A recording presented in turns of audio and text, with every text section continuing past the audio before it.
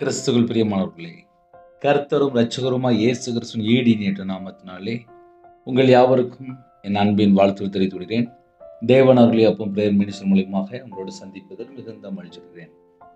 தினம்தோறும் இரவு நேரத்திலே பரிசுத்த வேதாந்தத்தில் நாம் ஒரு பகுதி தியானித்து நம்முடைய குடும்ப பாதுகாப்பிற்காக நாம் ஜெபிக்கிறோம். டிசம்பர் மாதத்திலே அநேக குடும்பத்திலே இணைந்திருக்கிறீங்க.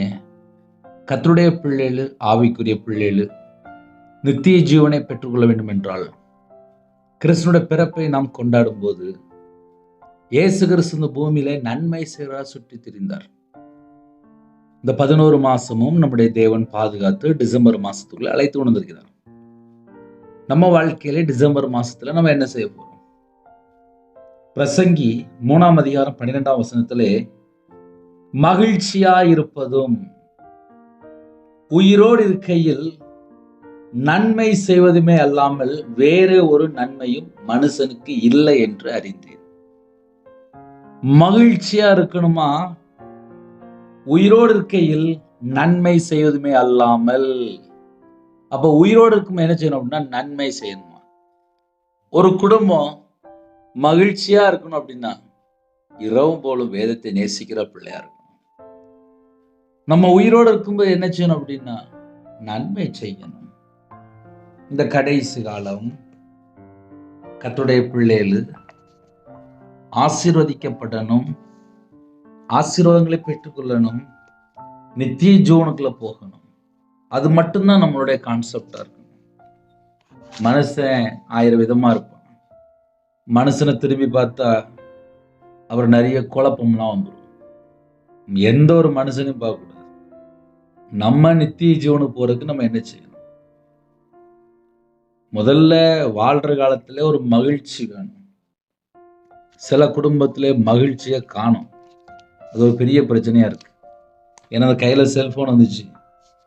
செல்போன்லேயே பல மணி நேரம் இருக்கும்போது அவங்களோட வாழ்க்கையில மகிழ்ச்சி எப்படி இருக்கும்? நம்ம நார்மலா யோசித்து பார்ப்போமே. ஒரு குடும்பம் வேதத்தை நேசிக்கும்போது மிகுந்த சமாதானம் என்று எழுதப்பட்டிருக்கு. இன்னைக்கு எத்தனை குடும்பத்துல வேதத்தை நேசிக்கிறாங்க? உங்களுடைய வேதத்தை நேசிக்கிறவர்கள் மிகுந்த சமாதானம் உண்டு. அவர்களுக்கு இடரல் இல்லை. ஒரு குடும்பம் நல்ல சந்தோஷமா இருக்கணும் அப்படின்னா அதிகமா வேதத்தை தியானிக்கிற பிள்ளைகளா இருக்கணும். மகிழ்ச்சியா இருப்பதும் உயிரோடு இருக்கையில் நன்மை செய்வதுமே அல்லாமல் வேறொரு நன்மையும் மனுஷனுக்கு இல்லை என்று அறிந்தேன். அப்ப அந்த இரவு நேரத்துல செய்தி என்ன அப்படின்னா உயிரோடு இருக்கையில் நன்மை செய்வதுமே அல்லாமல். நம்ம உயிரோடு இருக்கிறோம் அப்படின்னா எந்த ஒரு மனுஷனுக்கும் தீமை செய்ய வேண்டாம்.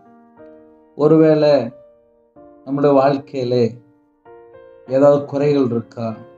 தேவனுடைய சமூகத்திலே பாவ மன்னிப்பு அறிக்கை பண்ணி மனம் திரும்பி நம்ம நித்திய ஜீவனுக்கு போறது தான் நம்ம தகுதியாகணும்.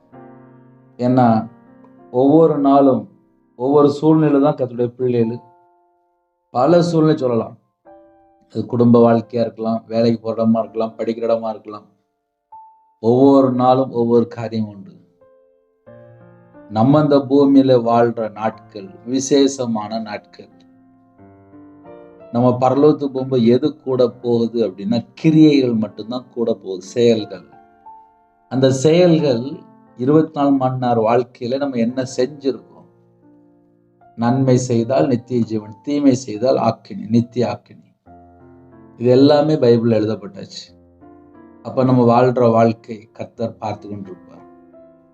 இந்த டிசம்பர் மாசத்திலே கர்த்தருடைய பிள்ளைகள் நீங்க இருக்கிற பகுதியிலே நன்மை செய்யறதுக்கு ஒரு வாய்ப்பு இருக்கு. 11 மாசமும் நான் நன்மை செய்யல. ஆனா அந்த 12ஆம் மாசம் வந்துட்டு இந்த மாசம் முடிய போகுது. அழகா கூட்டி கழிச்சு பாருங்க. 11 மாசம் நான் என்னெல்லாம் சம்பாதிச்சேன். சில குடும்பத்துல ஹாஸ்பிட்டல் லட்ச லட்சமா செலவு பண்ணியிருப்பாங்க. சில குடும்பத்திலே பிஸ்னஸ்ல நஷ்டமா இருக்கும். சில குடும்பத்துல பிஸ்னஸ்ல லாபமா இருக்கும். ஏன்னா பலவிதமான ஜனங்கள் ஆன்லைன் மூலியமா இணைந்திருப்பீங்க. நன்மை செய்யணும் அப்படின்னா கோடி ரூபா நமக்கு வேண்டாம். ஒரு 100 ரூபா, 200 ரூபா, 500 ரூபா, 1000 ரூபா இதை செஞ்சாலே பெரிய விஷயம். அதுக்கு இருதயம் ஆயத்தமா இருக்கா? நம்ம இருதயம் எப்படி இருக்கு? நன்மை செய்கிற இருதயமா இருக்கா? தேவன் எதை பார்க்கிறார் அப்படின்னா முகத்தை பார்க்கல, இருதயத்தை பார்ப்பார். நம்ம இருதயத்துக்குள்ள இருந்து ஏதாவது நம்ம நன்மை செய்யறோமா? இப்ப நான் 2 வருஷம் சர்ச்சில் வேலை பார்த்தேன். அந்த சர்ச்சில் வேலை பார்க்கும்போது ஜனங்களுடைய இருதயம் எப்படி இருக்கு அதை தேவன் பார்ப்பாரு. நான் சர்ச்சில் வேலை பார்த்து உண்மைதான். ஆனால் ஒரு மனுஷனோட இருதயம் எப்படி இருக்கு தேவன் பார்த்துட்டு இருப்பார். ஜனங்களை எப்படி பார்க்கறாங்க, சர்ச்சில் உள்ள பிள்ளைகள் எப்படி பார்க்கறாங்க, ஊழியக்காரங்களை எப்படி பார்க்கறாங்க, இதெல்லாம் தேவனுடைய பார்வையில் இருக்கு. கர்த்தருடைய கிருபையினால 31 நாள் 24 மணி நேரமும் தேவன் இருதயத்தை பார்த்துட்டு தான் இருக்கு. அதனால பரலோகத்துக்கு போகணும், எனக்கு பரலோகம் வேணும் அப்படின்னா ஒரே ஒரு பாயிண்ட் தான். நன்மை செய்தவர்கள் நித்திய ஜீவன், தீமை செய்தவர்கள் நித்திய ஆக்கினை. சோர்ந்து போகாமல் நற்கிரியை செய்தவர்களுக்கு நித்திய ஜீவனை அளிப்பார். அதுவும் சிறு பிள்ளை போல மனம் திரும்பணுமா? இன்னைக்கு இந்த மனம் திரும்புற சப்ஜெக்ட் கடைசி காலத்துல காணும், நிறைய இடத்துல காணும். மனம் திரும்பி பாவ மன்னிப்பை பெற்றுக்கொண்டு கர்த்தருக்காக பரிசுத்தமா வாழ்ந்து கனி உள்ள ஒரு வாழ்க்கை, உண்மையான வாழ்க்கை, தீமையை வெறுத்து, விக்கிரத்தை வெறுத்து, இந்த உலகத்தை வெறுத்து, மாம்சத்தை வெறுத்து எல்லாம் செக் பண்ணி பார்க்கணும். அப்ப நம்ம புதிய வருஷத்துக்குள்ள கடந்து போகணும் அப்படின்னா இந்த மாசம் நம்ம நன்மை செஞ்சாலே அது நமக்கு ஒரு பெரிய ஒரு கிஃப்ட் தான். ஏன்னா நிறைய குடும்பத்துல நிறைய ப்ரோக்ராம்லாம் போட்டுருவீங்க. 2026 எப்படி இருக்கும் அப்படின்னு சொல்லி ஏகப்பட்ட கால்குலேஷன் ஓடிட்டு இருக்கும். பரலோகம் என்ன தெரியுமா பார்க்கு, 24 மணி நேரம் எப்படி வாழ்ந்துட்டு இருக்கு, அதை வச்சுதான் நமக்கு தீர்காயுசு. 24 மணி நேரத்துல நன்மை செய்யணும், நன்மை செய்யணும், நன்மை செய்யணும், நன்மை செய்யணும் சொல்லி யோசிச்சுட்டே இருங்க. நம்ம குடும்பம் நல்லா இருக்கும், தேவன் நம்ம கூட இருப்பார், தேவன் நம்ம கூட இருப்பார். இன்னைக்கு இந்த கடைசி காலத்துல எத்தனையோ காரியங்களை யோசித்து கர்த்தரை விட்டு சில குடும்பங்கள் தள்ளி போயிருது. அப்போஸ்தலர் 10ஆம் அதிகாரம் 38ஆம் வசனத்திலே நசரேயனாகிய இயேசுவை தேவன் பரிசுத்த ஆவியினாலும் வல்லமையினாலும் அபிஷேகம் பண்ணினார். தேவன் அவருடனே கூட இருந்தபடியினால் அவர் நன்மை செய்வராயும் பிசாசின் வல்லமையில் அகப்பட்ட யாவரையும் குணமாக்குறவராயும் சுற்றி திரிந்தார். அதுல முக்கியமான பாயிண்ட் என்ன தெரியுமா? நசரேயனாகிய இயேசுவை பரிசுத்தமுள்ள தேவன் பரிசுத்த ஆவியினாலும் வல்லமையினாலும் அபிஷேகம் பண்ணினார். இயேசு கிறிஸ்து இந்த பூமியில வாழ்ந்த காலத்திலே பரிசுத்த ஆவியினாலும் வல்லமையினாலும் பிதாவாகி தேவன் தம்முடைய குமாரனை அபிஷேகம் பண்ணினார். அதுக்கப்புறம் எழுதப்பட்டிருக்கு, தேவன் அவருடனே கூட இருந்தபடியினால். அப்போ நம்ம கூட பிதாவாகி தேவன் இருக்கணும், அபிஷேகம் பண்ணப்பட்டிருக்கணும், வல்லமையினால் அபிஷேகம் பண்ணப்பட்டிருக்கணும், பரிசுத்த ஆவியினால் அபிஷேகம் பண்ணப்பட்டிருக்கணும், தேவன் நம்ம கூட இருக்கணும். அப்படி இருக்கும்போது இயேசு கிறிஸ்து நன்மை செய்கிறவராயும், இயேசு கிறிஸ்து நன்மை செஞ்சார் அப்படின்னா பிதாவாகி தேவன் கூட இருக்கிறார், அபிஷேகம் பண்ணியிருக்கிறார், பரிசுத்த ஆவியினாலும் வல்லமையினாலும் அபிஷேகம் பண்ணியிருக்கிறார். பிதாவாகிய தேவன் கூட இருக்கிறார். நன்மை செய்கிறவராயும் பிசாசின் வல்லமையில் அகப்பட்ட யாவரையும் குணமாக்குறவரையும் சுற்றி திரிந்தார். இந்த இரவு நேரத்தில் இன்னைக்கு செய்தி என்ன அப்படின்னா, கர்த்தருடைய பிள்ளைகள் இந்த பூமியில் வாழ்ற வாழ்க்கை நன்மை செய்தால் நித்திய ஜீவன் வாசல் திறந்திருக்கும். நீதிமொழிகள் 3ஆம் அதிகாரம் 27ஆம் வசனத்திலே நன்மை செய்யும்படி உனக்கு திராணி இருக்கும் போது அதை செய்யத்தக்கவர்களுக்கு செய்யாமல் இராதே. நன்மை செய்யும்படி உனக்கு திராணி இருக்கும் போது அதை செய்யத்தக்கவர்களுக்கு செய்யாமல் இராதே. அப்படின்னா என்ன அர்த்தம்? நன்மை செய்யும்படி உனக்கு திராணி இருக்கும்போது, சிம்பிளா சொல்றேன். இப்போ நான் என் வாழ்க்கையில் நான் சொல்றேன், ஈஸியா இருக்கும் புரியுது. நான் 11 வயசுல வேலை பார்த்துருக்கேன். வேலை பார்க்குற இடத்துல சம்பளம் தருவாங்க, வருஷத்துக்கு ஒரு தடவை போனஸ் தருவாங்க. போனஸ் தர்ற இடமும் இருக்கு, போனஸ் தராத இடமும் இருக்கு. சம்பளத்தை குறைச்சி கொடுக்குற இடமும் இருக்கு, நிறைவா கொடுக்குற இடமும் இருக்கு. நான் பல இடத்துல வேலை பார்த்ததுனால சொல்ல முடியும்.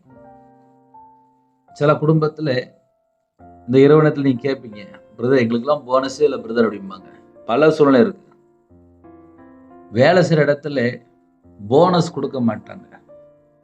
பார்த்தா கிறிஸ்டியனா இருப்பாங்க, சர்ச்சைக்கு போறவங்களா இருப்பாங்க, ஆலயத்துல பார்த்தா பெரிய பொசிஷன்ல இருப்பாங்க.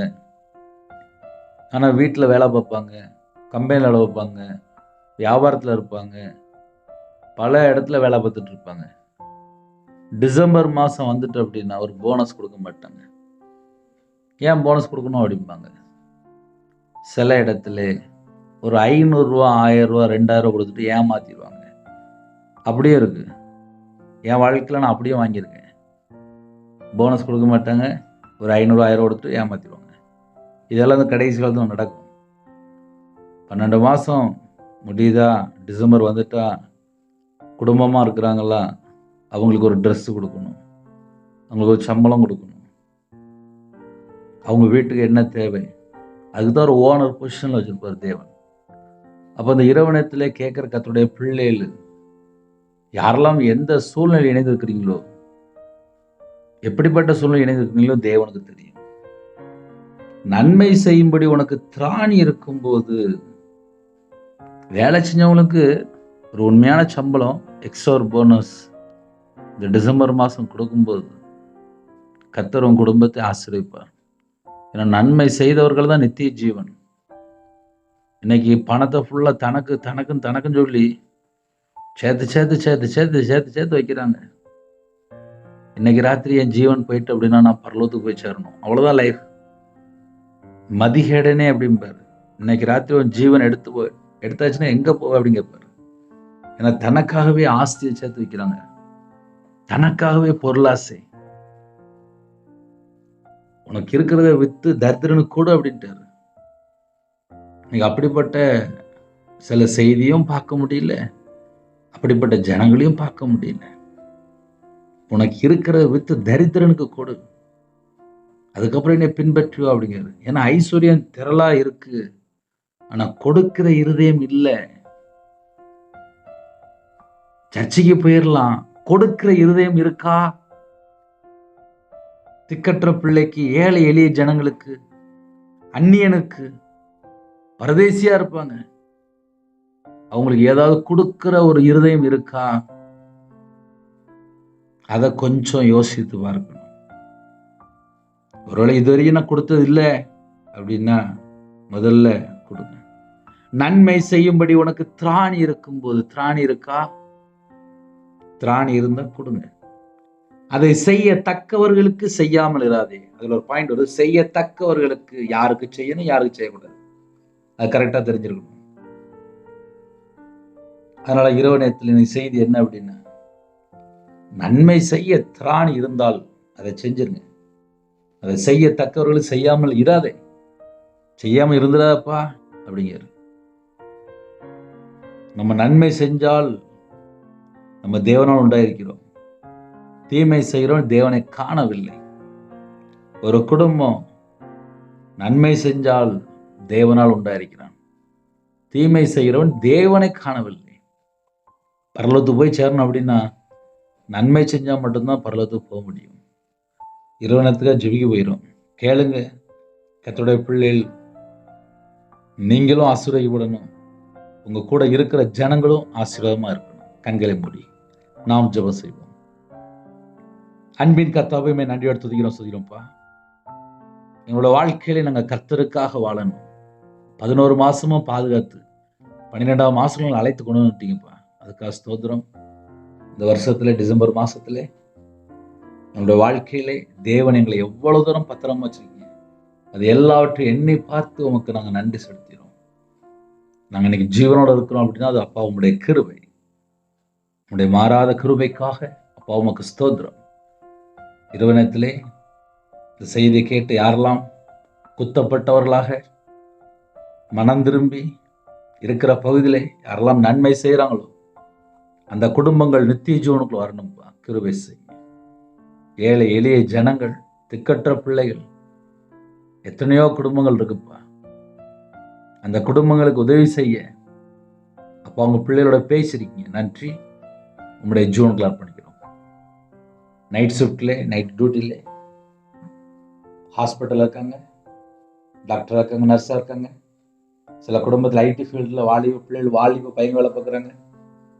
வாட்ச்மேன் ஜெபிக்கிறான், செக்யூரிட்டி ஜெபிக்கிறான், போலீஸ் ஆஃபீஸர் ஜெபிக்கிறான், ஆர்மியில் ஜெபிக்கிறான், தலைவர் ஜெபிக்கிறாங்க. நைட் நேரத்தில் பஸ்ஸில் போகிறாங்க, காரில் போகிறாங்க, ட்ரெயினில் போகிறாங்க, டிரைவிங் லைனில் இருக்காங்க, ஃப்ளைட்டில் போகிறாங்க. நைட் நேரத்தில் பெட்ரோல் பல்க் வேலை பார்க்குறாங்க. எல்லாரையுமே கர்த்தருடைய கரத்தில் அர்ப்பணிக்கிறோம். முன்னும் பின்னுமா தேவனை பாட்டுங்க. கர்த்தரை விட்டு தள்ளி போகிற என்னென்ன காரியம் இருக்கும், இந்த எல்லா தீய பழக்கம் எல்லா கிரியிலும் அழிக்கப்படட்டும். இயேசு கிறிஸ்துவின் ரத்தத்தினாலே இயேசு கிறிஸ்துவின் நாமத்தை சுட்டெரிக்கப்படட்டும். கர்த்தருடைய கரத்துல ஒவ்வொரு குடும்பத்தையும் அர்ப்பணிக்கிறோம். இணைந்திருக்கிற எல்லா குடும்பங்களும் இயேசு கிறிஸ்துவின் நாமத்தினாலே ஆசீர்வதிக்கப்படட்டும்.